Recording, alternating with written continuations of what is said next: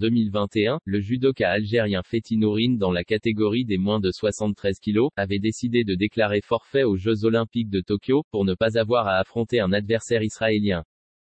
Fethi Nourine avait déclaré que nous n'allons pas faire lever le drapeau israélien et on ne se salit pas les mains, en affrontant un Israélien.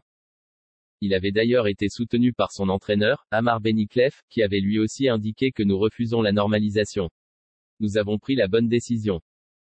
Ce boycott n'a pas plu aux Occidentaux. Le Comité international olympique avait alors décidé de suspendre Fethi Nourine ainsi que son entraîneur, pour les 10 prochaines années, de toute compétition officielle ou internationale.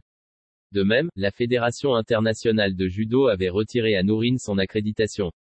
À l'époque, ces sanctions étaient justifiées au nom de l'esprit olympique qui avait été trahi, et qu'il ne fallait pas mélanger la politique et le sport.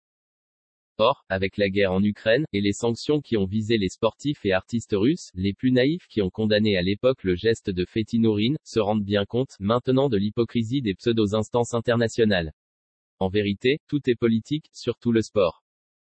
Par ailleurs, en mars 2021, un autre athlète algérien avait refusé de participer à une compétition où il y avait Israël. Il s'agit d'un entraîneur de full contact et kickboxing, Serg Mabrahim, qui a décidé de se retirer d'un tournoi qui se tenait au Bahreïn, à cause de la participation d'une équipe israélienne. Il avait déclaré que j'annonce mon retrait du tournoi international qui se déroule à Bahreïn, à cause de la présence d'une délégation de l'entité sioniste à l'intérieur de la salle. Non à la normalisation, avait-il écrit sur sa page Facebook.